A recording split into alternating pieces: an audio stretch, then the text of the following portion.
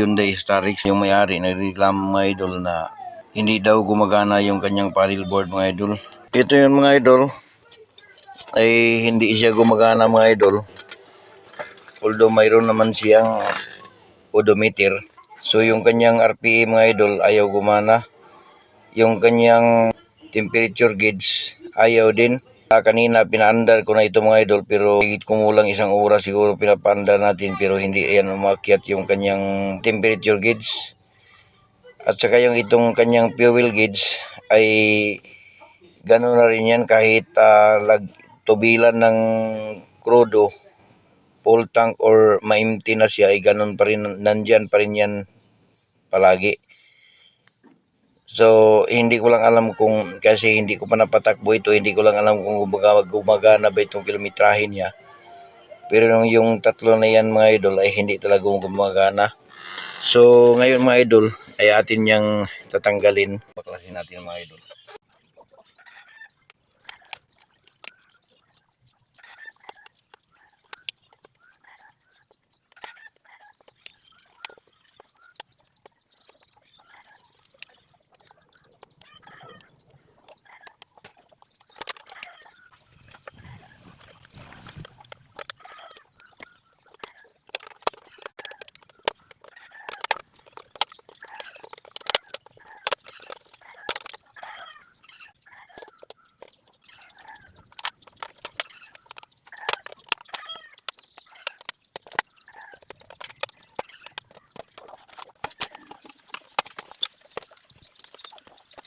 Ito lang mga idol ang kailanganin natin mga idol.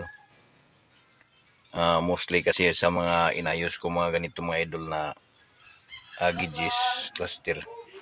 So, itong kapasitor na ito mga idol ay kadalasan siyang masisira. So, papalitan muna natin ito.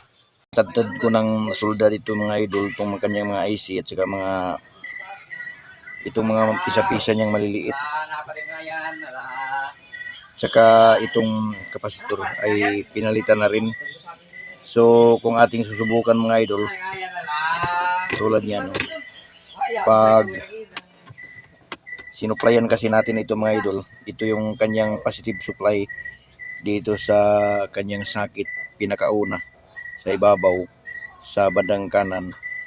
Din sinulda lang natin dito mga idol, tsaka yung negative dito na sa may bandang kapasitor. So kung atin siyang susuplayan mga idol, malalaman mo nyo rin na functional na siya mga idol kasi gumagalaw lahat yung kanyang mga instrument. Katulad nito mga idol, ito pag ilalagay natin ito sa gitna mga idol, itong fuel, itong temperature, itong RPM at saka itong speed meter. So pag nilagyan natin yan ng supply mga idol, ayan, so bumabalik yun sa kanilang mga dating pwesto mga idol. So ibig sabihin yan mga idol ay functional na siya.